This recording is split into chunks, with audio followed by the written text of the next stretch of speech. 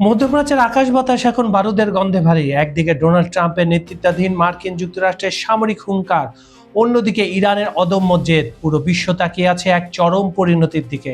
তবে কি সত্যি ইরানকে নতি স্বীকার করানো সম্ভব, নাকি তেহরানের এই কঠোর অবস্থা নতুন কোনো বিশ্বযুদ্ধের সূচনা করতে যাচ্ছে?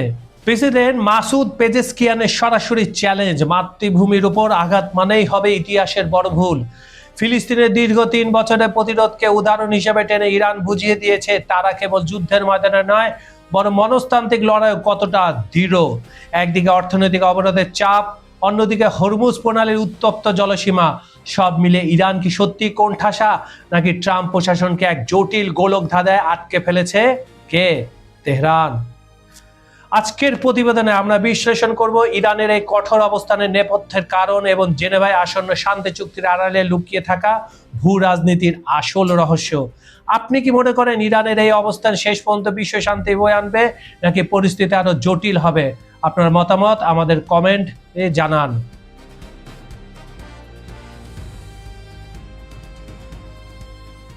মধ্যপ্রাচ্যে চলমান সংঘাতের নতুন ও ভয়াবহ অধ্যায়ে ইরান ও যুক্তরাষ্ট্রের মধ্যকার উত্তেজনা চরম আকার ধারণ করেছে। আল জাজিরা তথ্য অনুযায়ী মার্কিন প্রেসিডেন্ট ডোনাল্ড ট্রাম্পের নির্দেশে যুক্তরাষ্ট্রের সামরিক বাহিনী ইরানের একাধিক লক্ষ্যবস্তুতে হামলা চালায়। মার্কিন বাহিনীর দাবি ইরানের আগ্রাসনের জবাব দিতে এই সামরিক পদক্ষেপ নেওয়া হয়েছে।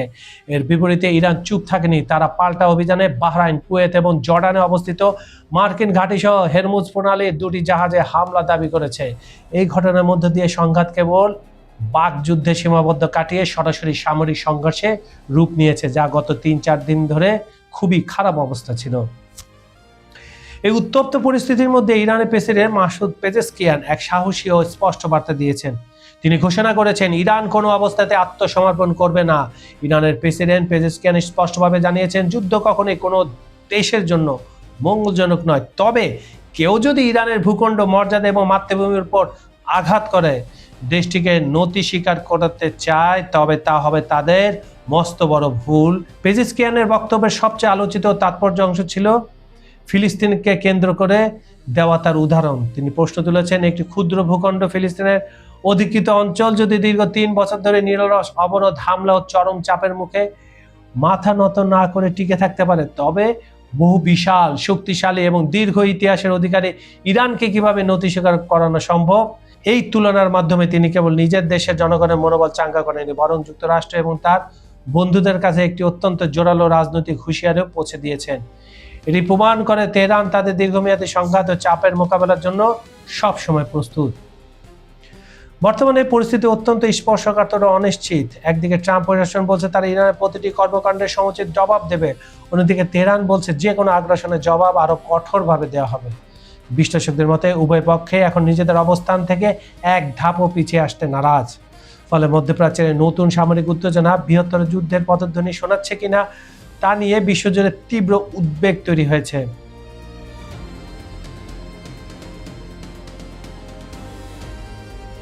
দীর্ঘদিনের উত্তেজনার পর অবশেষে মার্কিন যুক্তরাষ্ট্র ও ইরানের মধ্যে একটি শান্তি স্মারকের রূপরেখা চূড়ান্ত হতে যাচ্ছে বা পারে, এটা এখনো নিশ্চিত না। পশ্চিমা সূত্রের খবর অনুযায়ী আগামী রোববার জেনেভাতে এই ঐতিহাসিক চুক্তি স্বাক্ষরিত হবে, মানে আগামীকাল, আর শনিবার আগামীকাল। মার্কিন ভাইস প্রেসিডেন্ট জেডি ভ্যান্স এবং ইরান পার্লামেন্ট স্পিকার মোহাম্মদ বাকের কালিবফের উপস্থিতিতে এই সমঝোতা অনুষ্ঠানের সম্ভাবনা রয়েছে। ডোনাল্ড ট্রাম্প জানিয়েছেন চুক্তির অংশ হিসেবে তিনি ইরানের উপর নতুন সামরিক হামলার সিদ্ধান্ত বাতিল করেছেন। এই সংবাদের পর বিশ্ববাজারে তেলের দর কমেছে এবং শেয়ার বাজারে চাঞ্চল্য লক্ষ্য করা গেছে।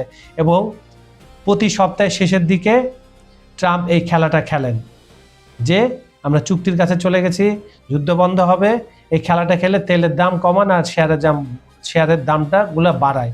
কিন্তু এটা আসলে কতটুকু সত্যি, কারণ ইরান তো সঙ্গে সঙ্গে বলেছে এই ধরনের কোনো মেমোরান্ডাম তাদের কাছে নাই, তারা সই করবে কি, এটা সময় গেলে আরো স্পষ্ট হবে। চুক্তির খসড়া অনুযায়ী যুদ্ধের অবসান ঘটানোই প্রধান লক্ষ্য। এই সমঝোতা একটি গুরুত্বপূর্ণ শর্ত হলো লেবাননে চলমান সংঘাত বন্ধ করা। ইরান শুরু থেকে জোর দিয়ে আসছিল কেবলমাত্র গলফ অঞ্চল নয়, বরং ইসরায়েল ও লেবাননের প্রতিরোধ যোদ্ধাদের মধ্যকার সংঘাতকে আর এই চুক্তির আওতায় পুরোপুরি নিয়ে আসতে হবে। যদিও ইসরায়েলি প্রধানমন্ত্রী কার্যালয় স্পষ্ট জানিয়েছে তারা এই সমঝোতা প্রক্রিয়া অংশ নয় এবং এর কোনো শর্ত মানতে বাধ্য নয়।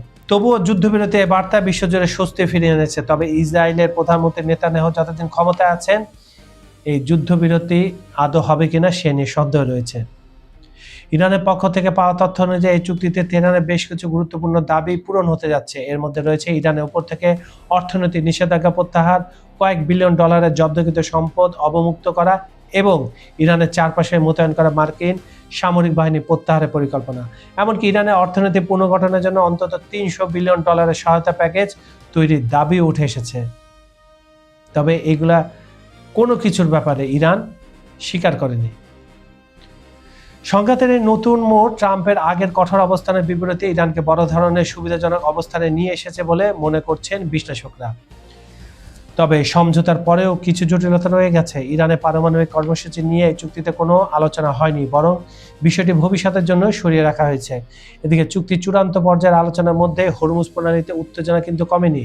মার্কিন সামরিক বাহিনী ইরানের দুটি ড্রোন ভূপাতিত করেছে এবং তেহরান একটি ট্যাঙ্কার চলাচলে বাধা দিয়েছে। এসব ঘটনা সত্ত্বেও ট্রাম্প দাবি করছেন যে তিনি নিশ্চিত ইরানের সর্বোচ্চ নেতা আয়াতুল্লাহ মোস্তফা খামেনি এই চুক্তিতে সম্মতি জানিয়েছেন।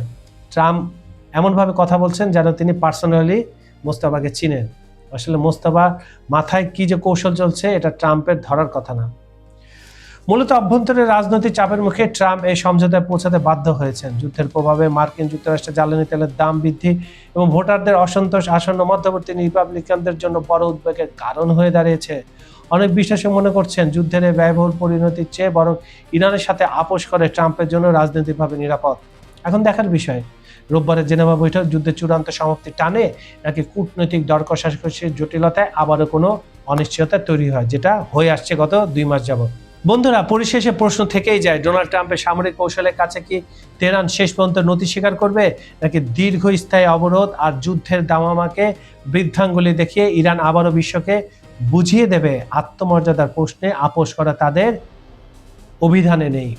প্রেসিডেন্ট মাসুদ পেজিশকিয়ানের কণ্ঠস্বরের যে দৃঢ়তা তা কেবল একটি দেশের রাজনৈতিক অবস্থান নয়, বরং দশকের পর দশক ধরে চলা এক অসম লড়াইয়ের প্রতিফলন।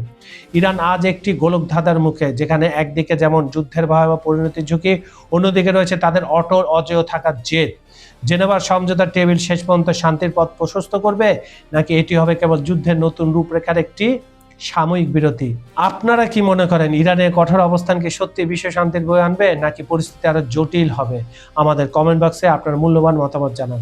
খবর সংযোগের এই আয়োজনটি আপনার পৃথিবীর কোন প্রান্ত থেকে দেখছেন, বাংলাদেশ, ভারত, মধ্যপ্রাচ্য, ইউরোপ নাকি আমেরিকা থেকে? কমেন্টে আমাদের জানান, আমরা আপনাদের মতামত শুনতে আগ্রহ। আজকের মতো এই পর্যন্ত। আমি কাজল হায়দার বিদায় নিচ্ছি। দেখা হবে পরবর্তী ভিডিওতে নতুন কোনো বৈশ্বিক ইস্যু নিয়ে। ততক্ষণ পর্যন্ত ভালো থাকুন, নিরাপদে থাকুন। ধন্যবাদ সবাইকে।